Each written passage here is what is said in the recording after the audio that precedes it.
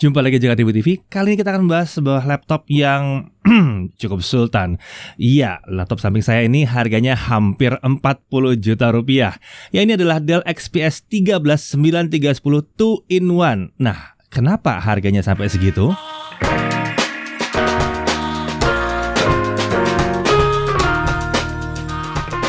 Oke, Dell XPS 139310 2-in-1. XPS itu adalah laptop tipis atau yang kecil mungil dari kelas atasnya Dell yang cocok untuk pengguna umum. Ya, kalau yang 13 berarti dia rata-rata layar sekitar 13 inci. Kalau yang 15 berarti yang besar ya. Nah, yang menarik ini, dia dirancang untuk pengguna umum atau consumer, tapi dia juga cocok untuk pengguna bisnis, ya kalangan bisnis. Jadi dia bisa enterprise, dia bisa consumer. Nah, ini agak berat. Biasanya di brand lain, untuk enterprise itu sendiri, untuk bisnis sendiri, untuk consumer itu sendiri. Jadi fokusnya akan terbelah ya. Kalau di sini enggak, jadi satu. Dia harus bisa memenuhi kebutuhan untuk bisnis dan korporat besar, dan dia juga harus memenuhi kebutuhan untuk consumer biasa ya. Dan yang menarik lagi, dia sudah lolos sertifikasi EVO atau EVO. Jadi fiturnya sudah lengkap sekali. Oke, sekarang mari kita cek kenapa harganya bisa nyampe hampir 40 juta. Oke, spesifikasi utamanya untuk prosesor ini Core i7 1165G7. Belum sampai harus 40 juta sih di sini ya. Tapi ini memang prosesor terbaru Intel di awal tahun 2021 ini ya. Ini codename-nya Tiger Lake, fabrikasi 10 nanometer, 4 core, 8 thread dengan base clock 2,8 GHz, maksimum turbo clock di 4,7 GHz dengan 12 MB Intel Smart Cache. Nah, untuk memori atau RAM-nya itu 16 GB LPDDR4X 4266 MHz. Jadi ini memang yang paling kencang ya, yang 4266 ini ya. Dual channel, tapi karena LPDDR jadi ini onboard, tidak bisa di-upgrade lagi. Nah, untuk storage dia menggunakan 512 GB SSD M.2 NVMe PCIe. Ini sih agak disayangkan sebetulnya, karena kapasitasnya sih harusnya enaknya 1 tera lah paling enggak ya, mengingat harganya dan kelasnya sih XPS ini sendiri. Nah, untuk grafis, integrated graphics aja yang dia pakai Intel Iris Xe Graphics dengan 96 execution unit. Ya, ini emang bawaannya si Core i7 generasi 11 ini, dan ini tergolong emang kencang sih memang ya. Nah, untuk body, form factornya convertible atau 2-in-1. Tentunya laptop convertible atau 2-in-1 seperti Dell XPS ini bisa juga difungsikan seperti tablet. Nah, untuk material ini yang penting ya, bodi sisi luarnya dibuat dari balok aluminium utuh yang dibentuk menggunakan mesin CNC atau CNC machine. Ini tidak murah karena kalau laptop lain mungkin dibentuk dari rangka dan di cover atau dibuat plat-platnya, ini tidak, ini dari balok. Jadi kalau kalian pegang, ini beda sekali rasanya dengan memegang sebuah laptop pada umumnya, bahkan yang kelas 20 juta pun.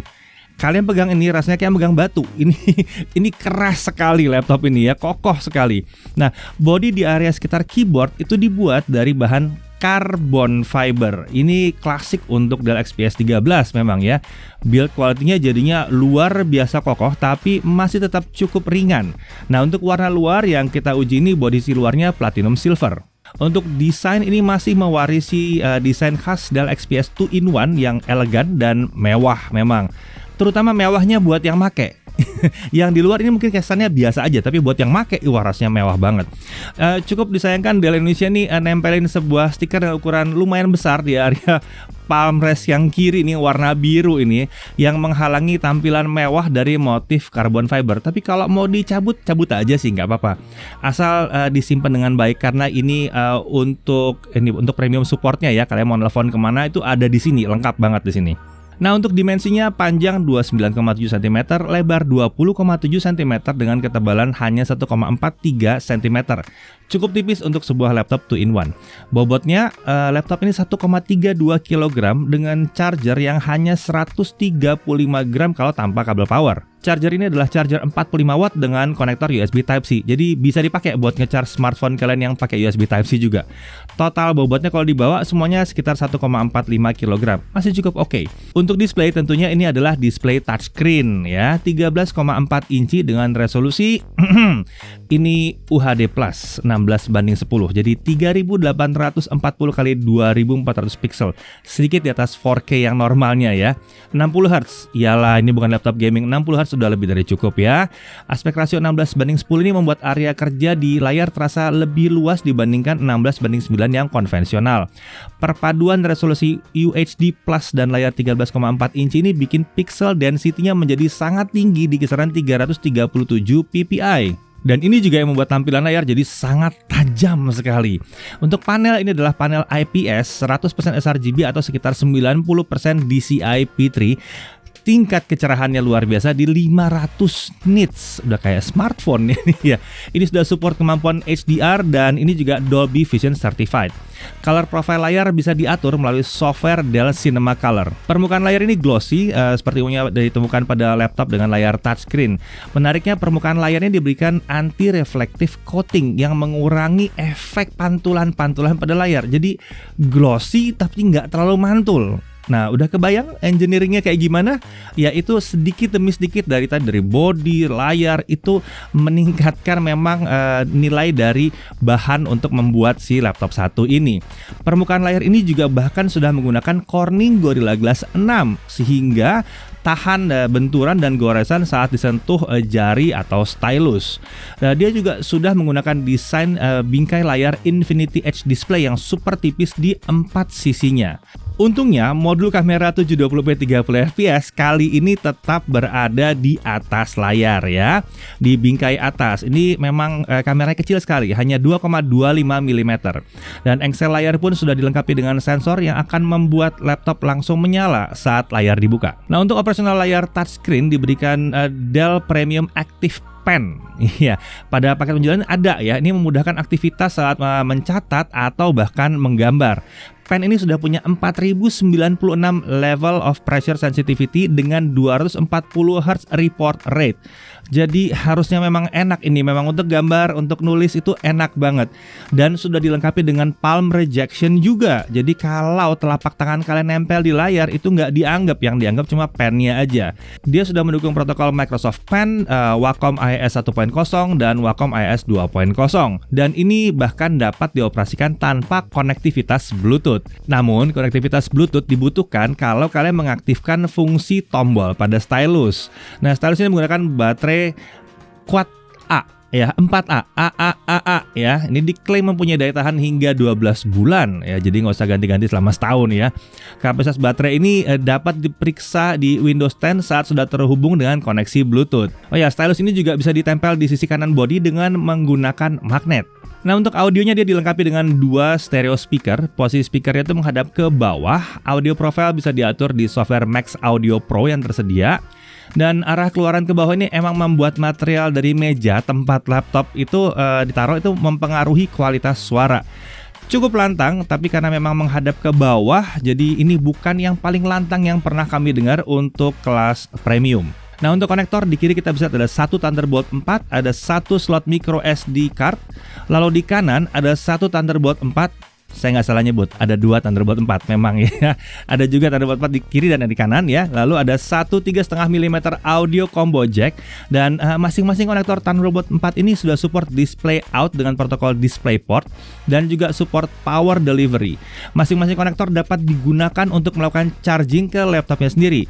Nah, dan dia juga siap dipasangkan ke perangkat SSD eksternal atau GPU eksternal seperti GPU yang biasa kita pakai. Nah, jika kalian butuh konektor USB yang besar, Dell itu menyertakan konverter USB Type-C to USB Type-A dalam paket penjualan. Untuk konektivitas wireless, dia sudah menggunakan modul Killer Wi-Fi 6 pakai AX1650S. Ini agak beda sama yang lain ya. Nah, ini sudah support Wi-Fi 6 atau Wi-Fi AX, multi-user MIMO, Gigabit Wi-Fi, dan Bluetooth 5.1 juga. Dan yang menarik di sini disediakan software Killer Control Center untuk mengoptimalkan kemampuan network laptop ini. Untuk keyboard, dia menggunakan maglev keyboard dengan desain edge-to-edge. Desain ini membuat ukuran tombol keyboard dapat dibuat sebesar mungkin meskipun ukuran bodi laptop itu hanya sebesar laptop 13 inci saja. Sayangnya travel distance setiap tombol ini sekitar 0,7 mm. Jadi ini agak pendek atau tergolong malah sangat pendek. Belum tentu semua orang suka, tapi kami ngetik sih cukup enak ya karena bodinya solid sekali. Keyboard ini dilengkapi dengan backlit putih dengan 2 tingkat kecerahan. Tingkat kecerahan bisa diatur dengan menekan tombol F5. Tombol power ada juga di keyboard ini ya, menyatu dengan tombol keyboard utama di pojok kanan atas, di atas tombol backspace. Tombol power ini warnanya hitam tanpa label apapun, mungkin karena dia menyatu dengan ini ya, fingerprint reader juga.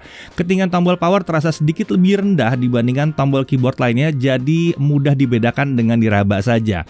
Tombol ini terasa lebih keras saat ditekan, jadi kalaupun tidak sengaja ditekan, laptop ini hanya maksimum masuk ke kondisi sleep aja. Nah, untuk touchpad ini sejajar dengan tombol spacebar dan alt yang kanan ya.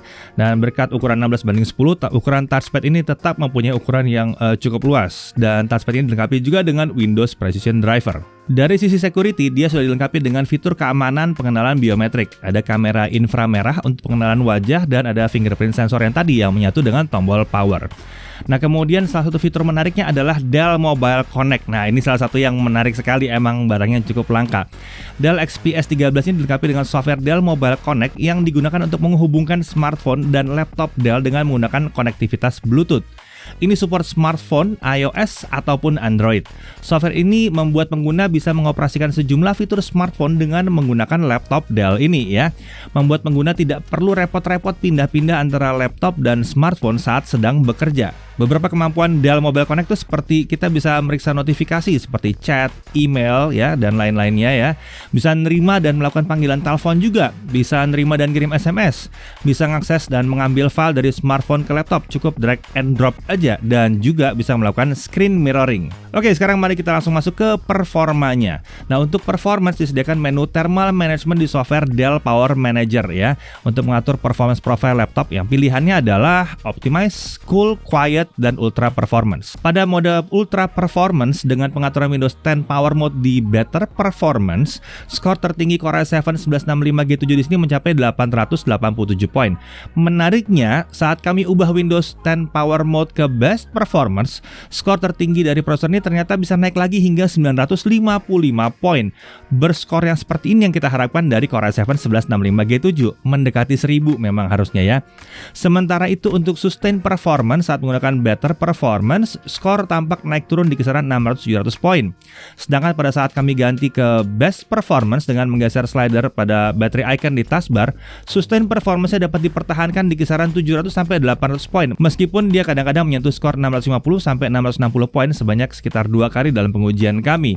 Sustain performance yang ini tergolong kencang untuk laptop dengan bodi yang mungil sekali seperti ini. Nah, saat menggunakan baterai saja tidak dicolok ke listrik, tampak karakter performanya masih mirip dengan laptop pada saat dicolok ke charger.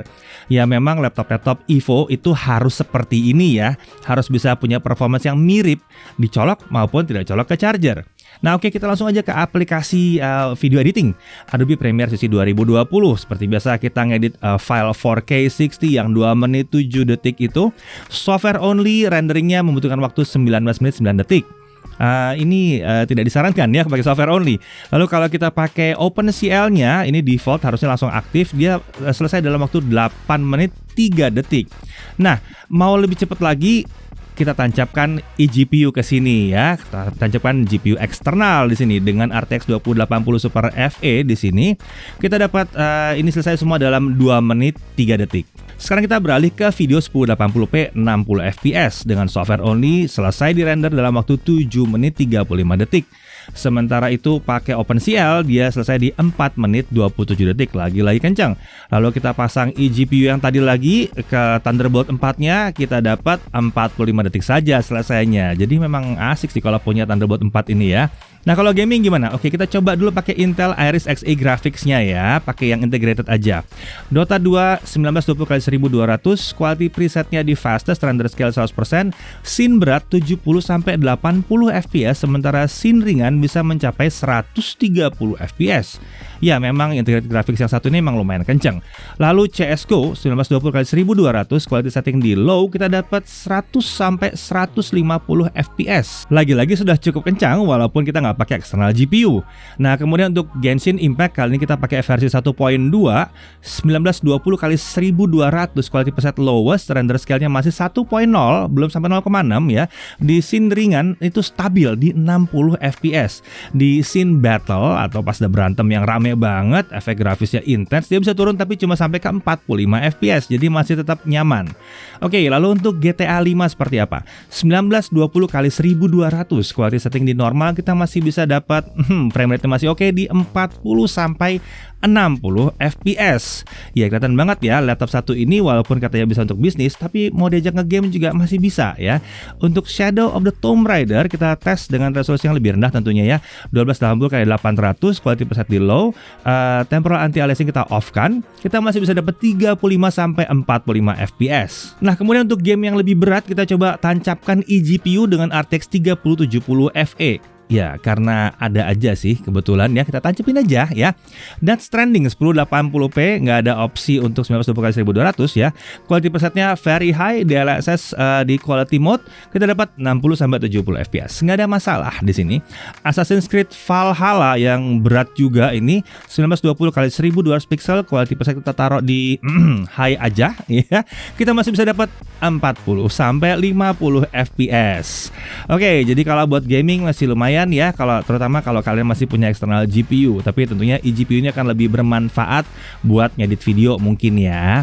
Nah, untuk storage, kita lihat performance storage-nya dengan Crystal Disk Mark ini nggak begitu impresif, kecepatannya di 2339 Mbps untuk baca dan untuk tulis di 1517 Mbps. Walaupun ini masih jauh sekali dari SSD tipe SATA, tapi memang kami sedikit berharap kita melihat kecepatan baca di 3000-an paling nggak di sini ya. Tapi udah lumayan kenceng kok, oke lah. Nah, bagaimana dengan kemampuan baterainya? Harus diingat bahwa ini adalah layar yang di atas resolusi 4K biasa. Oke, dengan brightness 50%, volume 25%, kita set di optimized ya. Web browsing dengan Chrome itu bisa dilakukan selama 8 jam 16 menit. Sementara itu 1080p video playback dengan Movies and TV kalau resolusi layarnya 3840x2400 itu bisa di 9 jam 34 menit. Kalian mau lebih lama, gampang, resolusi layarnya diturunin jadi 1920x1200. Kita bisa dapat 10 jam 11 menit ya. Nah, daya tahan baterai ini tergolong oke untuk laptop dengan layar UHD Plus dan 500 nits tingkat kecerahannya. Lalu bagaimana dengan charging? Kita coba dulu dalam charging yang adaptive mode ya. 30 menit kita dapat 30% terisi. Lalu untuk full sampai habis 100% kita butuh waktu 2 jam 31 menit. Ini angka yang normal ya. Lalu dengan express charge mode kita 30 menit itu dapat 37%. Sementara 60 menit dapat 69% dan untuk full dia butuh waktu 2 jam lebih dikit, 2 jam 5 menit, 2 jam 7 menit kurang lebih ya. Lebih baik daripada yang tadi tapi tetap tidak berasa benar-benar kencang. Ini masih masuk dalam kategori normal atau baik di sini. Nah, software Dell Power Manager ini juga memiliki sejumlah fitur untuk mengoptimalkan kemampuan baterai seperti bisa meriksa kesehatan baterai, bisa mengganti metode charging. Ada metode charging custom yang dapat mengatur secara manual di kapasitas berapa persen baterai diisi dan kapasitas berapa persen baterai berhenti diisi. Seharusnya ini akan memperpanjang umur baterai laptop kalian. Dia juga bisa mengatur jadwal harian di jam berapa baterai boleh diisi sampai penuh dan kapan tidak. Lalu bisa mengatur jadwal harian di jam berapa laptop menggunakan tenaga listrik dan kapan menggunakan tenaga baterai. Aliran listrik ke laptop bahkan tetap dapat diputus meskipun charger dipasang. Dia juga bisa mengurangi konsumsi daya saat menggunakan baterai dengan membatasi atau mematikan fungsi tertentu dari laptop. Jadi ini memang canggih sekali ini ya. Nah, untuk suhu kerja kita coba ya, kita load Cinebench R15, kita loop di sini di optimize mode. Pada awal pengujian suhu kerjanya memang perlahan dari 60 derajat Celcius naik mencapai puncak tertingginya di kisaran 82 derajat Celcius. Seiring pengujian berjalan, suhu prosesor kemudian turun dan perlahan berada di kisaran 57 sampai 63 derajat Celcius sampai akhir pengujian. Nah, kalau kita pakai ultra performance dengan Windows 10 di power mode-nya best performance, grafik itu seperti roller coaster ya, naik turun ya. Saat performance profile yang kita paling tinggi ini kita pakai, setelah dia diizinkan naik sampai sekitar 89 derajat Celcius di awal pengujian, suhu kemudian turun ke kisaran 71 sampai 75 derajat Celcius lalu bergerak ke 61 sampai 62 derajat Celcius, kemudian diizinkan lagi naik ke 68 69 derajat Celcius dan turun lagi ke 59 sampai 61 derajat Celcius. Tampaknya laptop ini berusaha untuk melakukan colongan gitu ya saat melakukan boosting setiap kali ada kesempatan. Nah, suhu permukaannya bagaimana? Kita cek pakai thermal imaging ya. Kita bisa lihat bahwa 4 baris paling atas tombol keyboard tampak memiliki suhu yang paling panas. Suhu tertinggi tampak ada di sekitar tombol I, O, dan P ya, yang sampai bisa mencapai 47 derajat Celcius. Area pada tombol keyboard dengan suhu di bawah 40 derajat Celcius tampak ada di baris kelima dan tombol-tombol yang ada di sisi pinggir kanan dan kiri. Untuk area palm rest suhunya tetap aman di bawah 35 derajat Celcius. Suhu setinggi itu hanya terjadi pada skenario kalau kalian menggunakan rendering 3D di laptop ini, yang harusnya sih jarang atau hampir nggak pernah dilakukan. Untuk kondisi sehari-hari, suhu seperti itu tidak pernah tercapai sama sekali ya. Nah, untuk harga kita udah bahas tadi hampir mencapai 40 juta, tepatnya 38.999.000 atau 39 juta kurang dikit ya. Nah, untuk pembelian ini sudah termasuk sistem operasi Windows 10 tentunya ya. Microsoft Office Home and Student 2019 yang sekitar 1,8 juta itu nilainya. Lalu ada garansi 2 tahun Dell Premium Support dan on-site service. Ya, jadi kalau rusak bukan kalian yang datang ke sana, tapi kalian yang disamperin ya, diberesin di tempat kalian. Lalu ada juga Dell Accidental Damage Protection. Jadi kalau ada kecelakaan gitu masih ditanggung juga oleh Dell ya. Ini menarik sekali. Oke, hal yang perlu diperhatikan dari laptop ini adalah untuk kelas dan harga produknya, kapasitas SSD-nya harusnya bisa lebih besar lagi. Lalu kemudian hanya ada konektor USB Type-C. Ini agak merepotkan karena butuh konverter, walaupun memang konverternya tersedia. Dan kemudian travel distance keyboardnya memang agak terasa pendek ya, walaupun kalian juga akan bisa terbiasa dan sebetulnya masih lumayan nyaman karena solidnya itu. Kalau dia nggak solid mungkin nggak nyaman sekali ini ya. Nah, dari sisi poin menariknya kita bisa lihat bahwa build quality-nya terasa super kokoh sekali. Bodinya itu kecil, tipis, dan relatif ringan. Sustain performance prosesor ini cukup tinggi dan kencang untuk laptop yang kecil seperti ini ya. Gamingnya juga ringan dan lancar, padahal pakai IGP doang dan resolusinya sedikit lebih tinggi dari biasanya. Dan dengan tambahan eGPU, pengalaman gamingnya jadi premium. Layarnya juga oke banget, IPS 100% sRGB atau 90% DCI-P3, dan kalau kalian lihat langsung ini layarnya bener-bener berwarna sekali ya. Siap lah untuk diajak konten creation yang serius, bahkan siap diajak menggambar berkat layar touchscreen dan ada stylusnya ya. Baterainya tergolong oke untuk layar tipe seperti ini yang pakai UHD Plus dan 500 nits. Suhu kerja prosesornya tergolong rendah untuk performance-nya, punya 2 Thunderbolt 4, Wi-Fi AX, Bluetooth 5.1, ada sistem keamanan biometriknya juga, ada sidik jari juga ya di situ. Ada fitur manajemen baterai yang sangat lengkap, ada software Dell Mobile Connect, dan dia sudah memenuhi sertifikasi ISO. Lalu tersedia software Office ya, senilai 1,8 juta yang aktif selamanya, dan garansi 2 tahun dengan on-site service dan accidental damage protection juga tersedia. Jadi menurut kami harganya itu cukup sesuai, tapi memang kalian tidak akan bisa merasakan kalau kalian tidak pegang langsung barang ini. Pada saat kalian pegang baru kalian akan sadar, wow, ternyata seperti ini ya build quality-nya.